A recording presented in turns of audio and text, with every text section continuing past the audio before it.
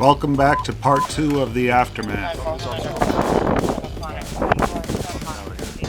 If you haven't seen part 1 or the other videos, I would suggest watching those first. Just a brief synopsis. I was hunting geese. I'm here with a gentleman who was hunting migratory geese.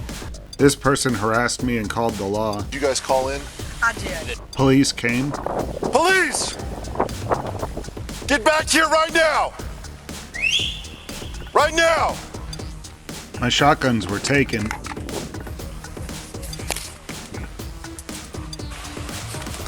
After a lengthy detainment, I was given my belongings and allowed to leave.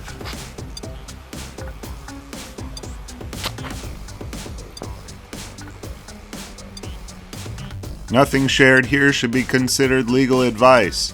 Remember, I have this thing that when people look at me, sometimes their first thought is, It's the first time in my life I've ever seen something so stupid. so don't take your advice from me. And be sure to subscribe because I have more coming out on this. You may recall that I filed a formal complaint regarding this incident stating, on the date in question, I was unlawfully detained without probable cause of a crime. I was engaged in lawful waterfowl hunting on a waterway which is legal for waterfowl hunting. The immediate circumstances in which the officers encountered me were 1. Occurred during the normal waterfowl hunting season. Okay, it's Canadian goose hunting season.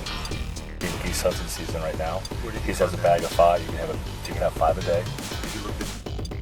Get out, yeah. December 31st. Detained. 2. On a waterway on which waterfowl hunting is legal. this is FWC's Where to Hunt page.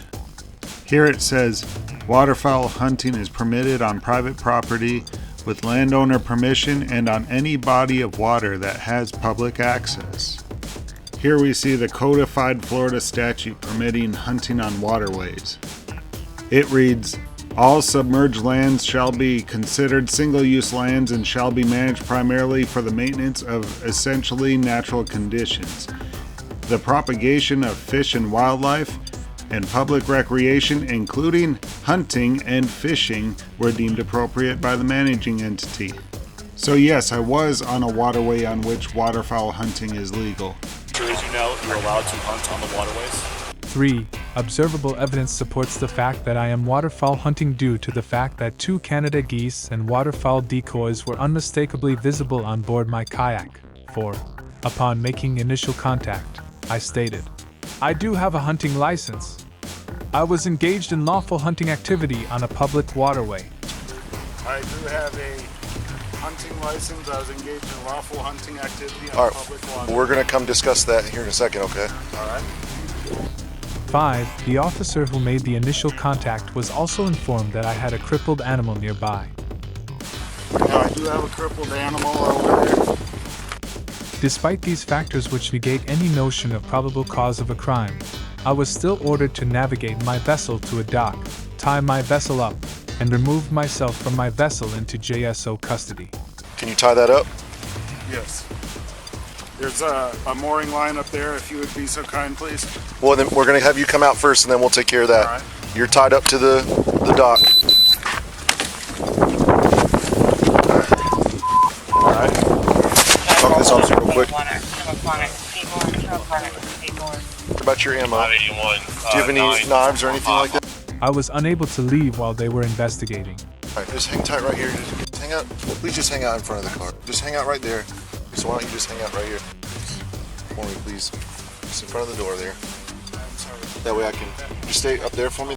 Because the JSO officers reasonably knew that I was engaged in hunting given the circumstances, and because they were informed that I had a wounded animal, and because the Florida hunting regulations prohibit the wanton waste of migratory game birds, meaning hunters have a duty to attempt to retrieve wounded game birds.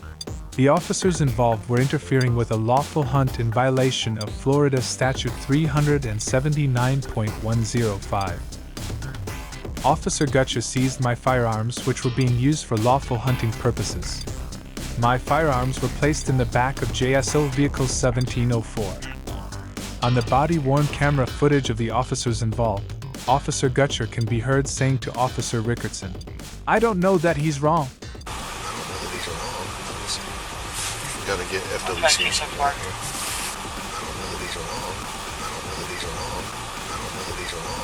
I don't know that you're wrong or right. This affirms that I was being detained without probable cause. At various times during this interaction, I stated to the JSO officers involved that I would like to press charges against an individual for hunter harassment. I'm engaged in lawful hunting activity. Hunter harassment is a crime. And I would like to press charges. Against who? Against the woman in pink. Woman in pink, I definitely want to press charges against her. I would like to press charges against the woman in pink for hunter harassment. I'd like to press charges for Officer Gutcher informed me that it had to be FWC which enforced hunter harassment. However, Florida Statute 379.33 allows for JSO to enforce. It should be noted that prior to my being detained, I had made a call to JSO dispatch regarding hostilities from bystanders and requested enforcement of hunter harassment. Do you understand why we were called over here, though? I understand, and I was one that called about hunter harassment. Called about hunter harassment? Yes. The JSO officer's body camera footage supports that my call was assigned to these officers as related to their call, but they refused to enforce hunter harassment. Right now you're going to hear a little bit of police jargon. You're going to hear Signal 63, which is a dispute, and you're going to hear 013, which is an armed suspicious person. It appears that this radio traffic about a 63 in Ortega was the time that my phone call was assigned to these officers. 63 in Ortega looks like it's going to be related to the 013 if you want to snag that to him. 63 in Ortega looks like it's going to be related to the 013 if you want to snag that to him.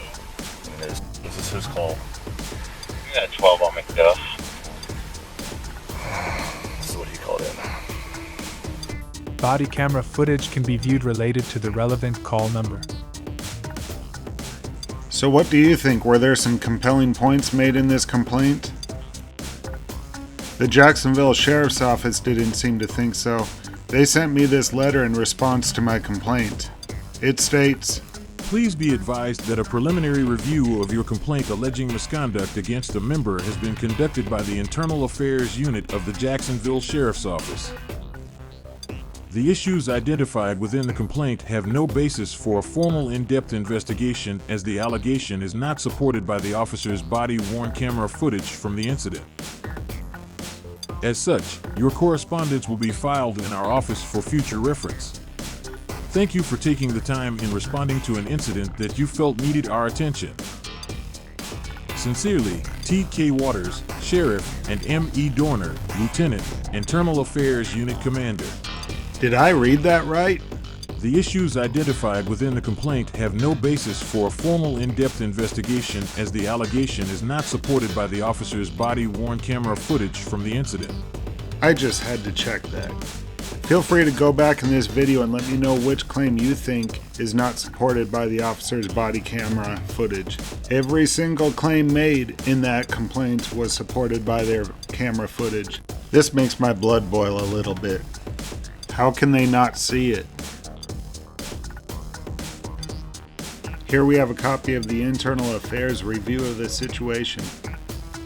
In this report, they give a general summary of what happened. Let's take a closer look at page 2. Here we see a section that reads, Internal Affairs noted that Goose Down was a good distance away. Therefore, Internal Affairs could not hear what Goose Down was saying, but did not hear him say anything about having a crippled animal in the water. Goose Down did paddle back to the dock where Gutcher was located. When Goose Down arrived at the dock, Gutcher told him, "I'm going to be very clear with you. Do not reach for either of those guns." Goose Down informed Gutcher that he did have a hunting license and was engaged in lawful hunting activity on a public waterway. Gutcher stated that they were going to discuss that situation. Internal Affairs noted that while Goose Down was tying his kayak to the dock, he faintly said that he had a crippled animal over there, but Internal Affairs was unable to confirm that Gutcher heard Goose Down make that statement, because Gutcher did not respond or give any indication that he heard the statement. When I read this, I get the feeling that the reviewer is trying to come up with excuses for why Officer Gutcher responded the way he did and failed to react accordingly, knowing that there was a wounded animal nearby. Almost like there's a bias, like he's trying to cover for him. Here's pages 3 and 4 of their review. Look at what it says on page 3. Investigation findings. No misconduct. Internal Affairs finds no evidence of any misconduct regarding this incident. After watching body-worn camera footage and reviewing CAD information, Internal Affairs determined that the involved officers conducted a thorough and proper investigation, and was able to establish that the description of the event provided by Goose Down would not rise to the level of misconduct. Internal Affairs finds that the officers did have probable cause to question Goose Down, needed to confirm that he had a valid hunting license, and determine if he was, in fact, allowed to hunt in that waterway. Officers then directed Goose Down to the proper investigating agency, FWC, to handle his hunter harassment complaint. I don't know about you, but it seems to me that reason to question and probable cause to detain are two different things. Do you still have reason to question after somebody makes a statement such as this? I do have a hunting license. I was engaged in lawful hunting activity on All public right, water. we're gonna come discuss that here in a second, okay? Do you still have a right to detain? Can you tie that up? So let's look at the information that was available to the officers at the time. This is information that comes from a system called CAD, which is their dispatcher information. This is the same sort of information that Officer Rickardson is accessing right here. This is his call. Yeah, 12 on McDuff. This is what he called in.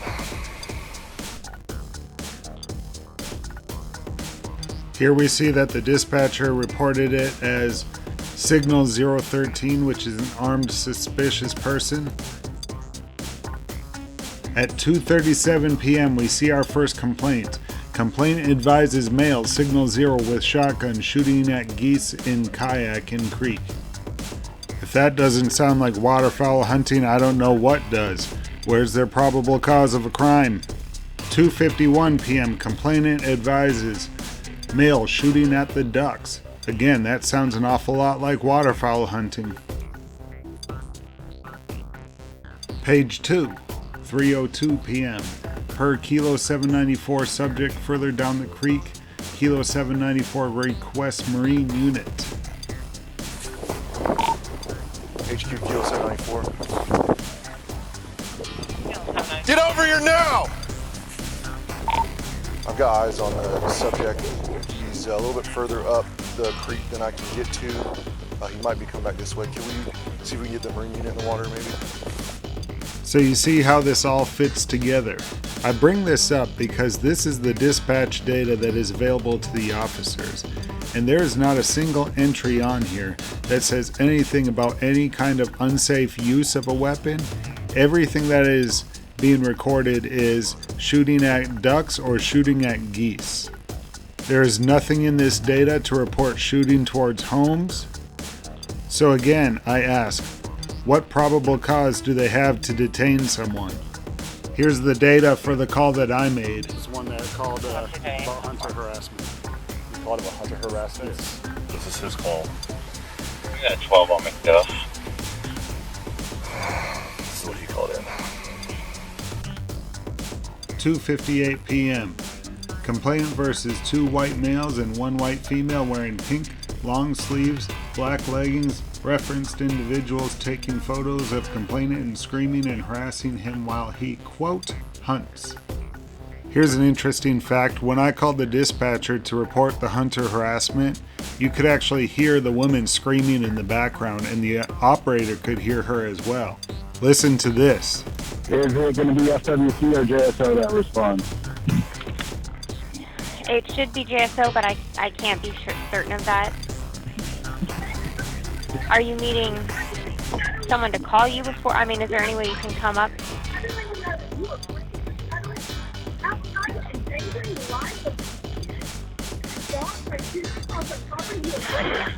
I'm sorry, can you repeat that, ma'am? That's okay. Is that the person screaming that I hear in the background? Yes. Okay. Are they screaming at other people too? Just me. So this is the sort of thing I was facing out there. Now I want to hear from you. Do you think they had probable cause to detain or to question? Leave a comment. If you're not subscribed, you're going to want to subscribe because coming up, I have the audio for the phone call. This guy is a menace. A menace. Trust me, you don't want to miss it. Right. Thank you. I'm waiting here.